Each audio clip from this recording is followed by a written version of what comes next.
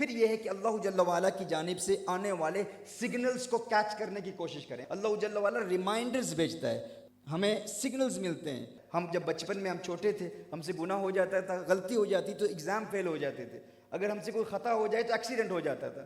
ہم سے غلطی ہو جائے تو کوئی ہمیں غلطی کرتے ہوئے دیکھ لیتا تھا, ہم پکڑے جاتے تھے, ہم پھر توبہ کر لیتے تھے. تو یہ سزا کا فوراً آنا, بیمار ہو جاتے تھے, ہم توبہ کر لیتے تھے. لیکن کیا ہوا, وقت کے گزرنے کے ساتھ ساتھ آہستہ آہستہ سگنلز کا آنا ختم ہو جاتا ہے. اللہ جل وعلا کی جانب سے میسیجز آنا ختم ہو جاتے ہیں, میسیجز نہیں آتے. انسان سمجھتا ہے کہ یار جب میں بچہ تھا تو مجھ سے غلطی ہوتی تھی تو پکڑا جاتا تھا, گرفت ہوتی تھی, سگنلز آتے تھے. اب اللہ جل وعلا کی جانب سے کوئی سگنل ہی نہیں آتا.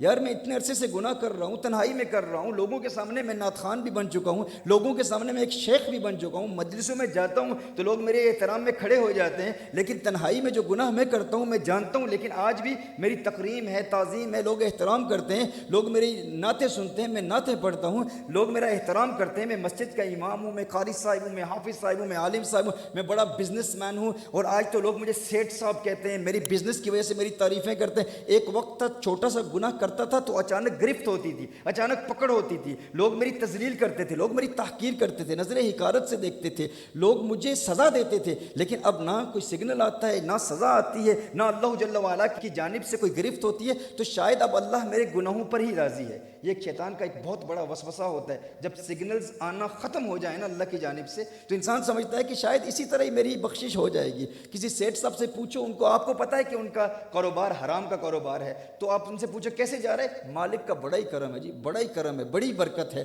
وہ خود جانتا ہے کہ وہ گناہ کر رہا ہے, لیکن چونکہ اب معاشرے میں, سوسائٹی میں, کمیونٹی میں اس کے گناہوں کے باوجود لوگ اس کو تکریم کی نگاہ سے دیکھتے ہیں, اس کی تعظیم کرتے ہیں, تو وہ سمجھتا ہے کہ بس یہ کہہ دینا ہی کافی ہے کہ مالک کا بڑا ہی کرم ہے جی, اللہ نے بہت دیا ہے. اور پھر کچھ کہتے ہیں کہ نبی کریم صلی اللہ علیہ وسلم کی نام کے محافل کا انعقاد کرتے ہیں, سرکار کا بڑا ہی کرم ہے. یہ کہنا کافی نہیں ہوتا. آپ کو کیا پتا کہ اللہ ہم سے ناراض ہے یا راضی ہے. یہ جو سگنلز کا آنا ختم ہو گیا ہے, یاد رکھیں اللہ کی جانب سے تکالیف کا آنا یہ بھی ایک مقبولیت کی نشانی ہے. ممکن ہے کہ سگنلز آنا ختم ہو گئے. کیوں؟ اللہ قرآن کریم میں شاید فرماتا ہے فَلَمَّا نَسُوا مَا ذُكِّرُوا بِهِ فَتَحْنَا عَلَيْهِمْ أَبْوَابَ كُلِّ شَيْءٍ حَتَّى إِذَا فَرِحُوا بِمَا أُوتُوا أَخَذْنَاهُمْ بَغْتَةً فَإِذَا هُمْ مُبْلِسُونَ. اللہ جل وعلا شاید فرماتا ہے کہ فَلَمَّا نَسُوا, اللہ کی جانب سے کچھ میسیجز آتے ہیں لیکن لوگ ان کو اگنور کرتے ہیں. مَا ذُكِّرُوا بِهِ فتحنا علیہم ابواب کل شیء.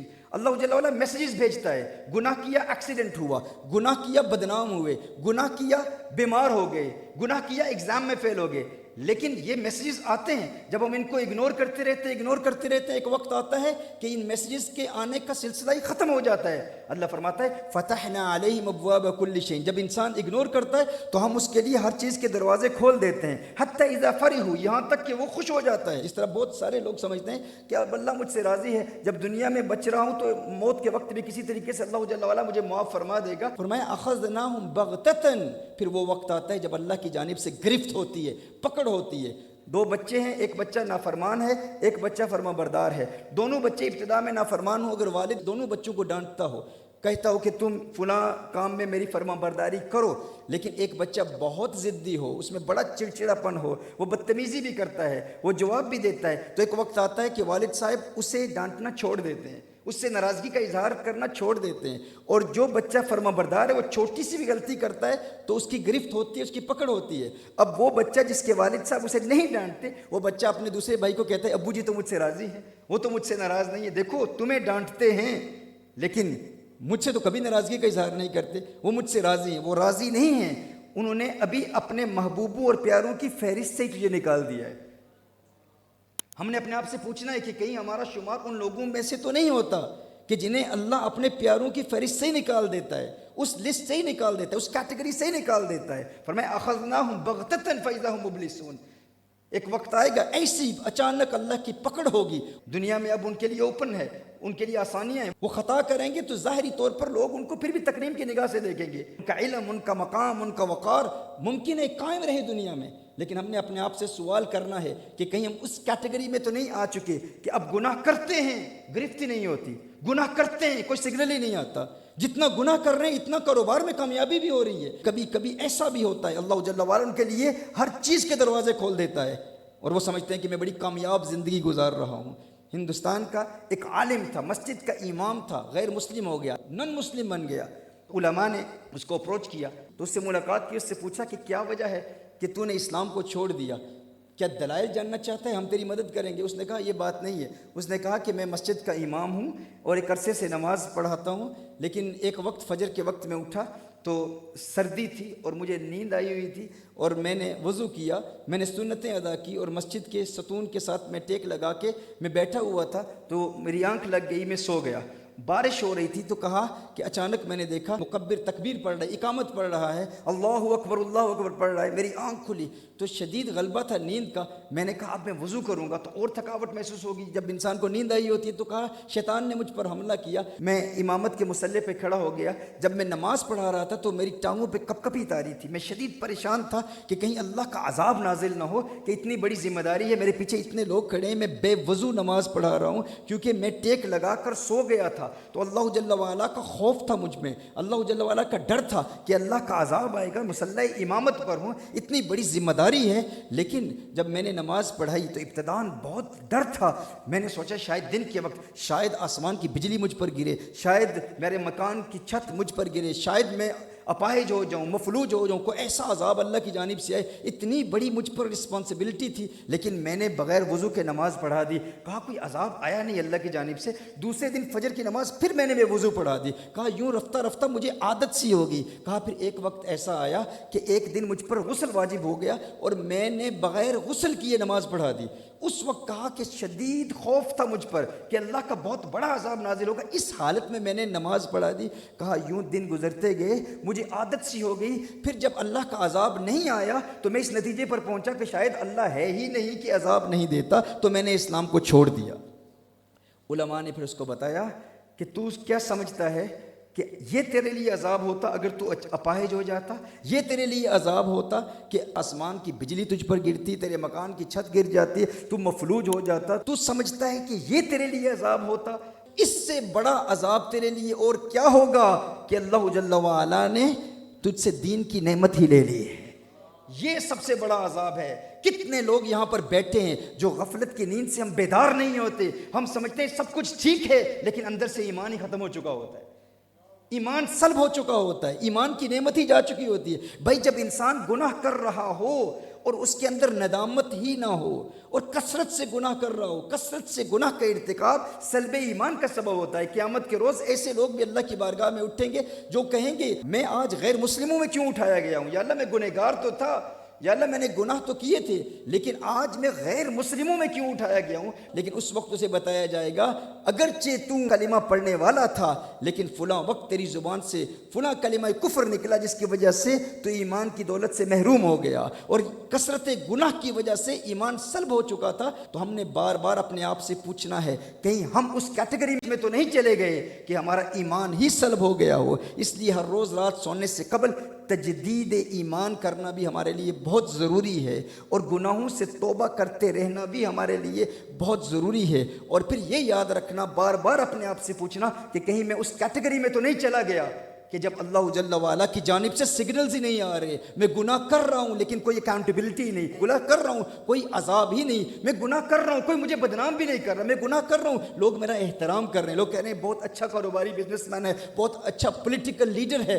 لیکن یہ یاد رکھیں یہ گریٹ پاسبلٹی ہوتی ہے کہ اللہ جل وعلا کی ناراضگی جب اس حد تک پہنچ جاتی ہے کہ اللہ جل وعلا کی جانب سے کوئی اکاؤنٹیبلٹی ہی نہیں ہوتی۔ دوسری جانب ایسے لوگ بھی ہوتے ہیں جن کو ایک میسج آتا ہے ان کے دل کی دنیا آباد ہو جاتی ہے۔ سیدنا مالک بن دینار رضی اللہ تعالیٰ عنہ، ان سے پوچھا گیا آپ نے توبہ کیسے کی؟ کہا کہ میری ایک چھوٹی بیٹی تھی، 2 سال کی بیٹی، مجھے اس سے بہت پیار تھا، بہت محبت تھی، اس کا انتقال ہو گیا تو کہا کہ راتوں کو مجھے نیند نہ آتی اس کے پیار میں، اس کی یاد میں، اسے ہمیشہ یاد کرتا۔ کہا ایک رات میں سویا ہوا تھا تو میں نے خواب میں اپنی بیٹی کو جنت میں دیکھا۔ کہا چاندی کا ایک بہت بڑا پہاڑ تھا، میں نے اس پہاڑ کو دیکھا، اس پہاڑ کے قریب جنتی بچوں کے ساتھ میری بیٹی کھیل رہی ہے، میں قریب جاتا ہوں، میری انگلی پکڑ کے میرے ساتھ آتی ہے، میں بیٹھتا ہوں تو میری گود میں بیٹھ جاتی ہے، بیٹھ کر پھر مجھے قرآن کریم کی ایک آیت سناتی ہے، اور قرآن کریم کی اس آیت سورہ الحدید کی اس آیت کا ترجمہ یہ ہے کہ کیا اب بھی ایمان والوں کے لیے وہ وقت نہیں آیا کہ ان کے قلوب، ان کے دل اللہ جل وعلا کی خشیت کے ساتھ جھک جائیں؟ کہ ہم اللہ کی جانب رجوع کریں, ہم توبہ کریں. کہا میری بیٹی کی وہ آواز میرے دل پر ایسے اثرات مرتب کر گئی, میرے دل کی کیفیت ایسی بدلی. میں نے کہا انتم تعرفون القرآن, کیا تم جنت میں چھوٹے بچے تم بھی قرآن کریم کو جانتے ہو؟ تو اس نے کہا ابو جی والد صاحب ہم آپ سے زیادہ قرآن جانتے ہیں. میں نے توبہ کی اور اس کے بعد میں گناہوں کی طرف نہیں گیا. یہ ایک سمپل سگنلز ہیں. مختلف لوگوں کو ڈیفرنٹ قسم کے سگنلز آتے ہیں, کبھی خواب کی صورت میں, کبھی زندگی میں کسی آزمائش کی صورت میں, کبھی کسی کی جانب سے, کسی دنیاوی شخص کی جانب سے اکاؤنٹیبلٹی کی صورت میں یہ سگنلز آتے ہیں. حضرت سیدنا ابو حفص بن سالم رضی اللہ تعالیٰ عنہ فرماتے ہیں, ان سے پوچھا گیا آپ نے توبہ کیوں کی؟ کہا کہ مجھے ایک لڑکی سے پیار ہو گیا, ایک لڑکی سے محبت ہو گئی, اور میں اس کے عشق میں ایسا مبتلا ہو گیا کہ میں ہر وقت اس کی یاد میں کھویا رہتا, اور میں نے اسے حاصل کرنے کی بہت کوشش کی لیکن وہ کبھی بھی میری جانب کوئی رغبت نہیں کرتی تھی. کہا کہ مجھے کسی نے کہا کہ ایک یہودی جادوگر ہے, تم اس کے پاس جاؤ, اس کا جادو, وہ اس فن میں ایسا کامل ہے, ایسا ماہر ہے کہ اس کا جادو ہمیشہ اپنے اثرات دکھاتا ہے اور ہمیشہ کامیاب ہوتا ہے. کہا میں اس یہودی جادوگر کے پاس گیا تو میں نے اس سے کہا کہ مجھے فلاں لڑکی سے پیار ہے, محبت ہے, میں اسے حاصل کرنا چاہتا ہوں. اس جادوگر نے کہا کہ تم مسلمان ہو, شرط یہ ہے کہ 40 دن تم نے کوئی ایسا کام نہیں کرنا جو اسلام میں اچھا کام ہے. 40 دن تم نے کوئی ایسا اچھا کام, نیکی کا کام نہیں کرنا. تو آپ نے فرمایا کہ میں نے اس سے کہا کہ ٹھیک ہے, میں چاہتا ہوں کہ وہ لڑکی مجھے حاصل ہو جائے, میں کوئی نیکی نہیں کروں گا.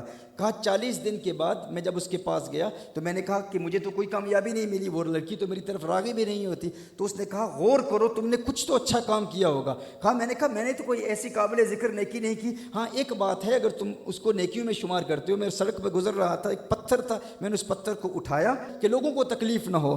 کہا کہ اس یہودی کی آنکھوں سے اشکوں کی برسات جاری ہو گئی, وہ رو رہا ہے, زاروں قطار رو رہا ہے, اور روتے ہوئے مجھے کہتا ہے کہ 40 دن تو نے اپنے اس کریم رب کے قرب سے دوری اختیار کر لی, کہ وہ رب جو تیری اس ایک ادا سے اتنا پیار کرتا ہے کہ اس رب نے تیری ایک نیکی کو رد نہیں کیا, جس نے میرے سالوں کی محنت, میرے اپنے مجاہدے, ریاضتیں جو میں کر کے جادو کے اس مقام پر پہنچتا تھا کہ جب بھی جادو کرتا ہوں اس کا اثر نظر آتا ہے, 40 دن تو اپنے اس کریم رب کی معرفت سے جدا رہا, ایک لڑکی کی محبت کی وجہ سے, جس رب نے تیری ایک ادا کو قبول کرتے ہوئے میرے سارے جادو کو ناکارہ کر دیا, ناکام کر دیا. تو نے اس رب سے دوری اختیار کی فقط ایک لڑکی کی محبت کی وجہ سے. وہ ایسا کریم رب ہے جو تیری ایک ادا کو اس قدر قبول کرتا ہے کہ میرا سارا جادو ناکام ہو گیا. کہا کہ میں غش کھا کے گر پڑا, اور جب میں ہوش میں آیا تو ادھر وہ یہودی بھی کلمہ پڑھ کے مسلمان ہو چکا تھا. اس نے بھی اسلام. کہا یہ سگنلز, یہ وجہ تھی جس کی وجہ سے میں نے گناہوں سے توبہ کر لی. تو محترم احبہ, آج ہم یہ ارادہ کریں, یہ پختہ ارادہ کریں کہ آج ہم نے توبہ کے ایک بیسک بنیادی اصول سیکھا ہے. اس پر بہت تفصیل ہے, تزکیہ نفس کے مراحل طے کرنے کا طریقہ, گناہوں سے بچنے کا طریقہ, تقوی کے مراحل طے کرنے کا طریقہ. لیکن کم از کم اگر ہم فقط اس لفظ پران کو سیکھ لیں کہ آج کے بعد کبھی بھی ہم سے کوئی گناہ ہو گیا تو ہم توبہ میں تاخیر نہیں کریں گے. دیکھیں 2 قسم کے ایٹیٹیوڈز ہوتے ہیں توبہ کرنے والوں کے. قرآن کریم میں اللہ جل وعلا ارشاد فرماتا ہے انما التوبۃ علی اللہ للذین یعملون السوء بجہالۃ ثم یتوبون من قریب. توبہ تو ان کی ہے کہ جو جہالت کی وجہ سے گناہ کر لیں, جہالت کی وجہ سے, شیطانی وسوسے کی وجہ سے, نیگلیجنس کی وجہ سے, غفلت کی وجہ سے اگر ان سے گناہ ہو جائے, ثم یتوبون من قریب, لیکن پھر فوراً توبہ کر لیں. اللہ جل وعلا ایسے لوگوں کی توبہ قبول کرتا ہے. یعنی وقت توبہ گناہ نہ کرنے کا پختہ ارادہ ہو, یعنی آئندہ میں نے کبھی گناہ نہیں کرنا, اس ارادے سے اگر وہ پختہ توبہ کر لیں تو اللہ جل وعلا ان کی توبہ کو قبول کر لیتا ہے. دوسرا ایٹیٹیوڈ کیا ہے؟ قرآن کریم میں ارشاد فرمایا وَلَيْسَتِ التَّوْبَةُ لِلَّذِينَ يَعْمَلُونَ السَّيِّئَاتِ حَتَّى إِذَا حَضَرَ أَحَدَهُمُ الْمَوْتُ قَالَ إِنِّي تُبْتُ الْآنَ. ان کی توبہ نہیں ہے جو گناہ کرتے ہیں. وَلَيْسَتِ التَّوْبَةُ لِلَّذِينَ يَعْمَلُونَ السَّيِّئَاتِ, گناہ کرتے رہتے ہیں حتی اذا حضر احدهم الموت, یہاں تک کہ ان کی موت آ جاتی ہے, اور پھر کہتے ہیں انی تبت الان, ابھی میں نے توبہ کی. اب دیکھیں یہاں بجہالت نہیں کہا. ایک یہ ہے کہ شیطان کے حملوں کی وجہ سے انسان سے گناہ ہو جاتا ہے, لیکن وہ تاخیر نہیں کرتا توبہ میں, فوراً پران کو یاد کر کے شریعت کے اصولوں کی روشنی میں توبہ کر لیتا ہے, ڈیلے نہیں کرتا. لیکن وقت توبہ اس کا ارادہ پختہ ہوتا ہے کہ اللہ کے کرم سے آج کے بعد میں نے گناہ نہیں کرنا. اگر اس کا یہ ارادہ پختہ ہے اور توبہ میں تاخیر نہیں کرتا, اللہ جل وعلا اسے معاف فرما دیتا ہے. شرط یہ ہے کہ کہ وقت توبہ اس نے اپنے آپ کو آمادہ کر لیا کہ میں آئندہ گناہ نہیں کروں گا، پھر ٹھوکر کھائی، پھر شیطان نے حملہ کیا، پھر گناہ ہو گیا، لیکن وہ توبہ میں تاخیر نہیں کرتا۔ ایک وہ لوگ ہیں اللہ جل وعلا ان کی توبہ قبول کر لیتا ہے، دوسرے وہ ہیں وَلَيْسَتِ التَّوْبَةُ، ان کی توبہ نہیں ہے، جو گناہ کرتے رہتے ہیں اور یہ ان کا لائف سٹائل بن جاتا ہے۔ وہ کہتے ہیں ایک مرتبہ مجھے حج کرنے دو نا، حج کے بعد دیکھو میری زندگی میں کیسا انقلاب برپا ہوگا، یہ رمضان تک انتظار کرو، رمضان شریف کے بعد دیکھو رمضان شریف میں میری روحانی دنیا اور میری زندگی میں ایسا انقلاب برپا ہوگا کہ تم مجھے ایک ڈیفرنٹ پرسنالٹی پاؤ گے۔ یار فلاں لڑکی سے میں بات کر رہا ہوں، ایک مرتبہ مجھے اس کے پاس جانے دو، ایک مرتبہ میں نے خواہشات کی تکمیل کر لی، اس کے بعد دیکھو میری زندگی میں کیسی تبدیلی پیدا ہوگی۔ اتنے وقت سے اس حرام کاروبار میں کامیابی حاصل کرنا چاہ رہا تھا، اب میرے لیے کچھ رستے ہموار ہوئے اور اب آپ نے مجھے توبہ کا طریقہ بتانا شروع کر دیا، مجھے کم از کم اتنا پیسہ کمانے دو، اس بزنس میں کامیابی حاصل کر لوں، پھر دیکھو میں توبہ کروں گا اور مجھے توبہ پر استقامت ملے گی۔ ایسے لوگوں کو توبہ کا موقع ہی نہیں ملتا، یہ تاخیری حربیں اختیار کرتے رہتے ہیں۔ دیکھیے یہاں پر فرمایا، یہاں بجہالت نہیں فرمایا، جس کی توبہ قبول ہوتی ہے وہ کون ہے؟ فرمایا وہ لوگ جو توبہ کرتے ہیں، پہلے گناہ کرتے ہیں کس وجہ سے؟ غفلت کی وجہ سے، جہالت کی وجہ سے، لیکن کیا ہے؟ ثم یتوبون من قریب، جو ہی گناہ کی وہ خواہش دل سے نکل جاتی ہے فوراً پھر توبہ کر لیتے ہیں۔ بھائی جب خواہش ہی ختم ہوگی، شیطان کا غلبہ ہوا، شہوت غالب آئی اور پھر وہ خواہش کی تکمیل بھی ہوگی، اب توبہ میں تاخیر کیوں؟ نبی کریم صلی اللہ علیہ وسلم نے ارشاد فرمایا جب انسان گناہ کرتا ہے تو انسان کے دائیں کندھے پر جو فرشتہ ہے وہ بائیں والے کو کہتا ہے، انسان سے گناہ ہو گیا، گناہ کے فوراً بعد یہ فرشتہ بائیں والے کو کہتا ہے کہ ابھی اس کا گناہ نہ لکھ۔ کس وقت تک؟ 6 ساعات، 6 گھڑیوں تک، ایک قول کی روشنی میں 6 گھنٹوں تک وہ فرشتہ گناہ نہیں لکھتا۔ نبی کریم صلی اللہ علیہ وسلم نے ارشاد فرمایا کہ اگر ان 6 ساعات سے پہلے، ان 6 گھڑیوں سے پہلے وہ بندہ توبہ کر لے تو وہ گناہ لکھا ہی نہیں جاتا۔ ثم یتوبون من قریب، فوراً توبہ کر لے۔ اگر غفلت کی وجہ سے گناہ ہو گیا ہے تو توبہ میں ہم تاخیر نہ کریں، لیکن اگر ہم نے یہ لائف سٹائل بنا لیا ہے میں نے اتنا عرصہ گناہ کرنے ہیں اور ان گناہوں کے بعد پھر ایک وقت آئے گا میں توبہ کرتا ہوں، ایسے بندے کو توبہ کا موقع ہی نہیں ملتا۔ یعنی اگر ان دونوں کا مقارنہ کیا جائے، موازنہ کیا جائے، کمپیئر کیا جائے ان دونوں کو، ایک ایٹیٹیوڈ یہ ہے کہ ایک بندہ غفلت کی وجہ سے اس سے گناہ ہو جاتا ہے، لیکن اس نے یہ گناہوں بری زندگی کو اپنا لائف سٹائل نہیں بنا لیا۔ وہ یہ نہیں کہتا کہ میں 1 سال گناہ کروں گا، یہ لائف سٹائل رہے گا، اس کے بعد میں توبہ کروں گا، دیکھو پھر میری زندگی میں کیسا انقلاب برپا ہوگا۔ نہیں، جو ہی گناہ ہوا وہ خواہش اس کی تکمیل ہو گئی، اس کے بعد وہ فوراً اللہ کی جانب رجوع کرتا ہے، توبہ کر لیتا ہے۔ اور جب بھی توبہ کرتا ہے وقت توبہ اس کا کوئی ارادہ نہیں ہوتا کہ میں آئندہ گناہ کروں گا، اپنے آپ کو آمادہ کر لیتا ہے یا اللہ آج کے بعد تیرے کرم سے میں یہ گناہ ہرگز نہیں کروں گا۔ جب اس کا ارادہ اس وقت پختہ ہوتا ہے تو پھر اگر بعد میں پھر بھی گناہ ہو گیا، پھر توبہ کر لی تو اللہ تعالیٰ معاف فرما دے گا۔ ایسا شخص زندگی بھر گناہ کرتا بھی رہا لیکن یہ گناہوں بری زندگی اس کا لائف سٹائل نہیں تھا۔ دوسری جانب ایک ایسا شخص ہے جس کا لائف سٹائل ہے کہ وہ گناہ کرے گا، ایسا شخص اگرچہ گناہ کے کم موقع ملتے ہوں، کم گناہ کرتا ہو، کیونکہ اس نے لائف سٹائل بنا لیا ہے کہ میں اتنا عرصہ گناہ کروں گا پھر اس کے بعد توبہ کروں گا، ایسے بندے کو گویا کہ توبہ کا موقع ہی نہیں ملتا۔ حتی اذا حضر احدهم الموت قال انی تبت الان، یہاں تک کہ موت آ جاتی ہے پھر وہ کہتے ہیں اب میں توبہ کروں گا، اس وقت پھر اس کی وہ توبہ قبول ہی نہیں ہوتی۔ تو آئیے توبہ کی ان 4 شرائط کی روشنی میں ہم اللہ جل وعلا کے قرب کے حصول کی جدوجہد کریں، محنت کریں اور توبہ پر استقامت حاصل کرنے کے لیے کوشش کرتے رہیں، کیونکہ جب ہم اپنی زندگی میں تزکیہ کے مراحل طے کریں گے، اللہ کے قرب کے حصول کی جدوجہد کریں گے تو انشاءاللہ تعالی اللہ جل وعلا ہماری پھر زبانوں میں تاثیر بھی پیدا کرے گا اور ہماری اولاد ہماری اطاعت بھی کرے گی۔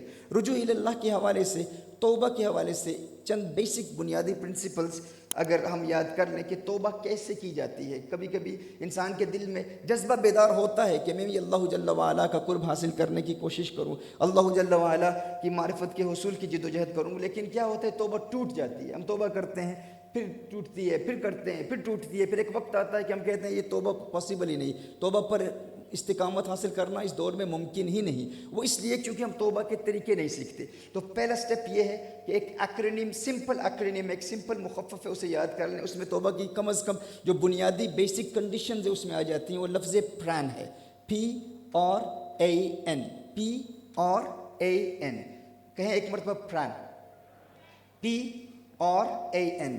P stands for the past، past کے گناہوں سے توبہ کرنا، یعنی اس یقین کے ساتھ کہ اللہ جل وعلا میرے گناہ معاف فرما دے گا، اور اعتراف کرنا، ماضی کے گناہ کو گناہ مانتے ہوئے اس گناہ سے توبہ کرنا، یہ توبہ کی پہلی کنڈیشن ہے۔ پہلی شرط کیا ہے؟ اعتراف کرنا کہ یہ گناہ ہے، اور ماضی کے گناہ سے توبہ کرنا۔ آپ نے جھوٹ بولا، آپ کہتے ہیں کہ یا اللہ میں مانتا ہوں کہ یہ جھوٹ بولنا گناہ ہے، اور میں اس جھوٹ کے گناہ سے توبہ کرتا ہوں، جو کہ پاسٹ میں ممکنہ فیوچر کے پاسبل گناہوں سے توبہ کرنا، یہ تقویٰ ہے، پرہیزگاری ہے۔ لیکن وہ توبہ جو ہمیں ماضی کے تمام گناہوں سے پاک کر دیتی ہے، یہ وہ ہے کہ جو ماضی کے گناہوں سے گناہ کا اعتراف کرتے ہوئے توبہ کی جائے۔ P stands for the past۔ جب بھی کوئی گناہ ہو جائے، یا اللہ ماضی کے تمام گناہوں سے میں توبہ کرتا ہوں، یا کسی ایک گناہ سے میں توبہ کرتا ہوں، تو یہ توبہ کی پہلی شرط ہے۔ R stands for remorse۔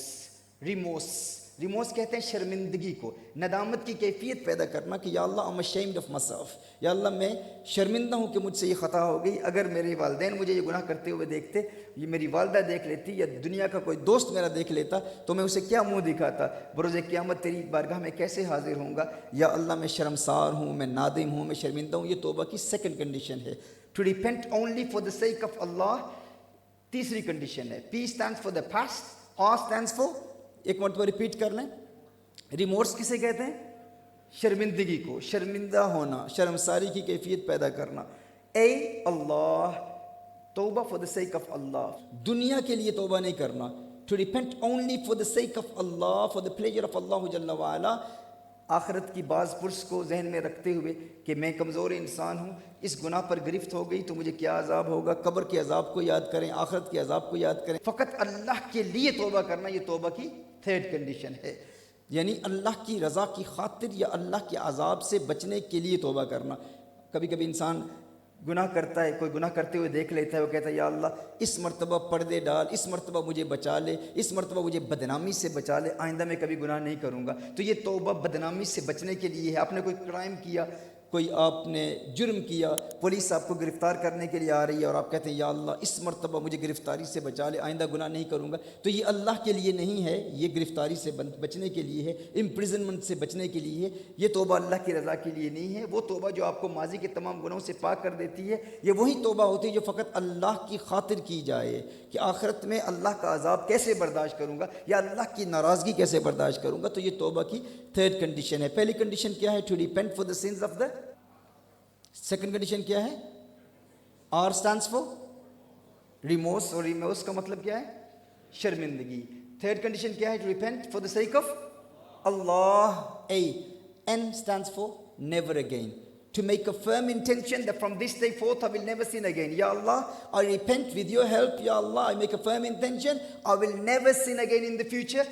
to repent for the sake of Allah with the firm intention that I will never sin again۔ یہ ارادہ کہ یا اللہ تیرے کرم سے آئندہ میں کبھی بھی گناہ نہیں کروں گا، یہ توبہ کی فورتھ کنڈیشن ہے۔ ہم نے بیسک بنیادی توبہ کا میتھڈ سیکھ لیا ہے۔ جب بھی گناہ ہو جائے تو لفظ پران کو یاد رکھیں۔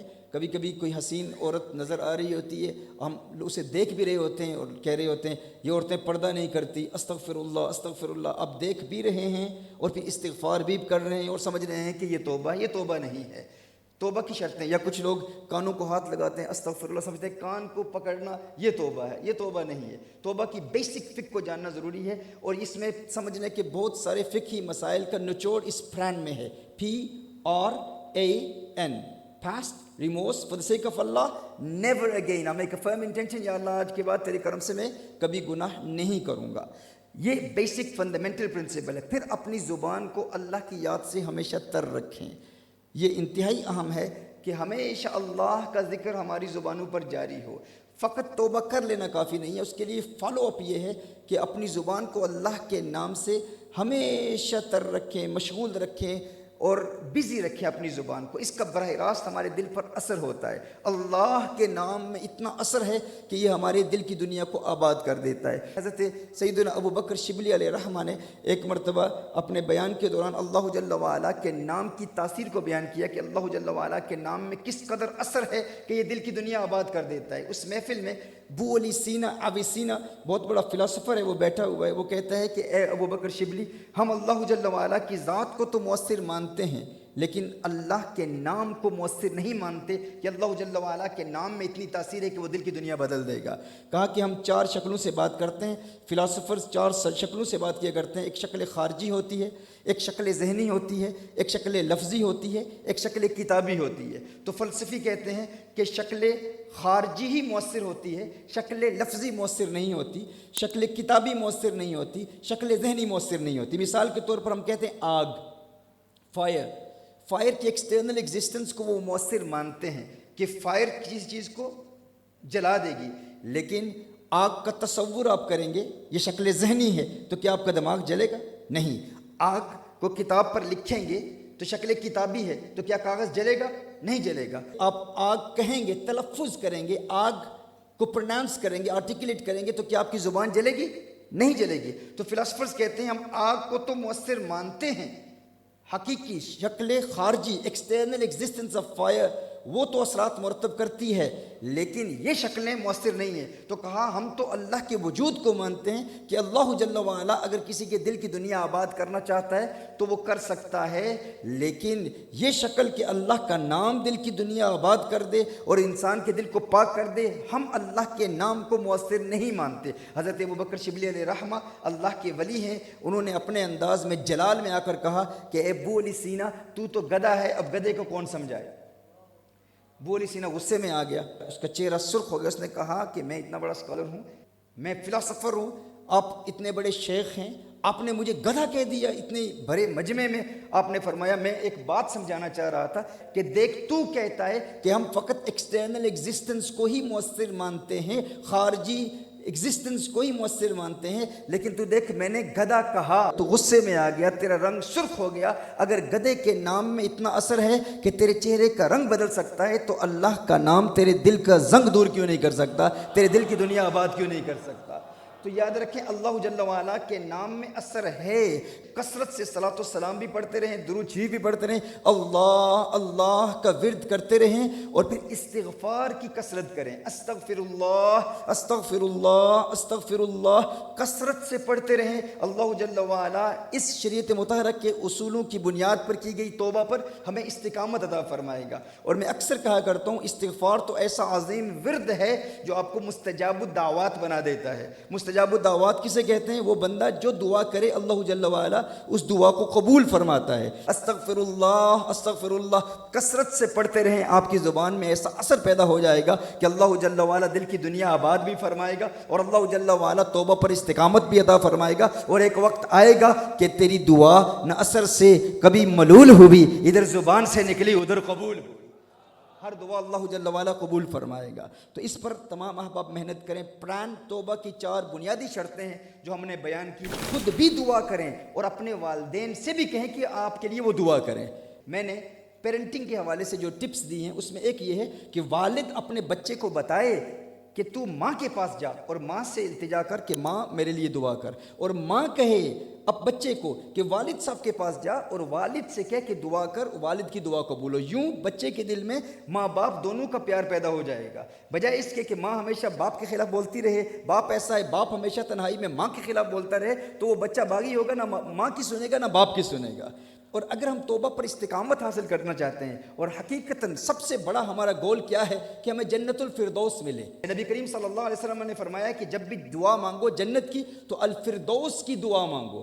اور جو شخص، ترمذی کی حدیث ہے، جو شخص 3 مرتبہ یہ دعا کرتا ہے، یا اللہ مجھے جنت الفردوس عطا فرما، یا اللہ مجھے جنت الفردوس عطا فرما، یا اللہ مجھے جنت الفردوس عطا فرما، جو جنت الفردوس کی 3 مرتبہ دعا کرتا ہے وہ دعا جنت الفردوس کے حصول کے لیے کر رہا ہے، ادھر جنت الفردوس اس کے لیے دعا کرتی ہے، یا اللہ اسے جنت الفردوس عطا فرما دے۔ فرمایا کہ جس کے لیے جنت دعا کرتی ہے اسے پھر اللہ جل وعلا جنت عطا فرما دیتا ہے۔ ایک تو آج بھی یہ پختہ ارادہ کر لیں کہ ہم ہر روز کم از کم 3 مرتبہ جنت الفردوس کی دعا کیا کریں گے، اس یقین کے ساتھ کہ ادھر ہم جنت الفردوس کے حصول کی دعا کر رہے ہیں، ادھر جنت الفردوس ہمارے لیے دعا کر رہی ہے۔ اور جنت الفردوس کی ہم دعا کرتے کیوں ہیں؟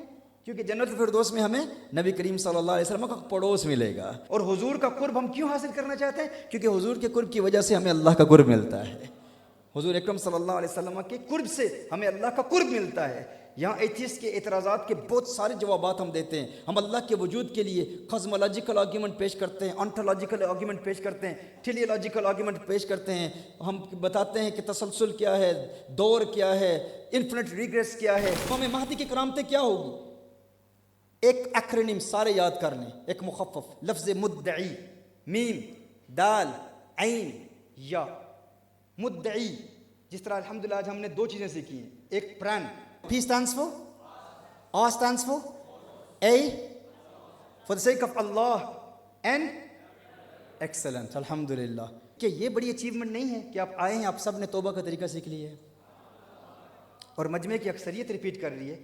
تو توبہ کی 4 شرطیں ہیں، فران ایکرونی میں P stands for, R stands for, A stands for, N stands for۔ جب بھی گناہوں سے توبہ کریں تو اس فقیر کو بھی یاد رکھیں، اور اگر توبہ کریں تو میرے لیے بھی دعا کریں، اللہ جل وعلا مجھے بھی گناہوں سے پاک کر دے۔ ایک اور ایکرونیم سیکھیں، مدعی۔ دجال پہلے ولایت کا دعویٰ کرے گا، پھر نبوت کا دعویٰ کرے گا، پھر خدائی کا دعویٰ کرے گا۔ چونکہ وہ مدعی ہوگا، کلیمنٹ ہوگا، تو لفظ مدعی کو مطابقت ہے اشراط الساعہ سے اور دجال سے، تو اس لیے میں نے یہ ایکرونیم بنایا ہے تاکہ سب کے لیے آسانی ہو جائے۔ اور انشاءاللہ تعالیٰ اس کے بعد احباب سے ملاقات ہوگی۔ میں دل کی تھا گہرائیوں سے جناب بلال صاحب کا شکریہ ادا کرتا ہوں کہ جنہوں نے آج ہمیں مدعو کیا، آپ تمام کو دعوت دی۔ اللہ جل وعلا اس حاضری کو قبول فرمائے۔ تحریک کنز الہدیٰ کے کارکنان یہاں موجود ہیں۔ Will power development, self development booklet in 40 days, یہ یہاں پر آپ کو دی جائے گی، آپ یہ یہاں سے لے سکتے ہیں۔ اس کے علاوہ روحانی اصلاح کا منہج تزکیہ کورس ہے، توبہ ٹوٹ جاتی ہے، اس پر استقامت حاصل کرنے کا پریکٹیکل میتھڈ کیا ہے، ہاؤ ٹو مینٹین یور توبہ۔ I make توبہ، then he breaks, then I make توبہ again and it keeps breaking. How do I maintain my توبہ؟ How to control and close the 7 gates of the heart۔ یہ اردو میں بھی اب literature آ گیا ہے آپ کے لیے۔ روحانی اصلاح کا منہج، توبہ پر استقامت حاصل کرنے کے عملی طریقے۔ اگر آپ ڈرگز کی ایڈکشن ہے، آپ کو پورنوگرافی دیکھنے کی ایڈکشن ہے، حرام دیکھنے کی ایڈکشن ہے، ان ایڈکشن سے بچنے کے لیے فران ایک فنڈامنٹل پرنسپل ہے، وہ میں نے آپ کو بتا دیا۔ اس کے علاوہ پھر جو دل کے دروازے، گناہوں کے دروازے بند کرنے کا پریکٹیکل عملی طریقہ، یہ ایک بیسک بنیادی اس کی ترتیب ہے، یہ بھی اویلیبل ہے۔ اور اس کے علاوہ آپ لیکچرز بھی سن سکتے ہیں۔ گزارش ہے تمام احباب سے کہ دعا کے فوراً بعد انشاءاللہ شیخ صاحب تمام سے ملاقات فرمائیں گے، مصافحہ فرمائیں گے، لیکن اگر ہم ایک نظم و ضبط کے تحت چلیں گے تو انشاءاللہ سب سے ملاقات ہوگی، سب سے مصافحہ ہوگا۔ تو آپ سے گزارش ہے کہ احباب کے ساتھ آپ نے جو ہے وہ تعاون کرنا ہے، اور نظم و ضبط کے ساتھ ایک طرف سے آتے جائیں گے، دوسری طرف سے نکلتے جائیں گے۔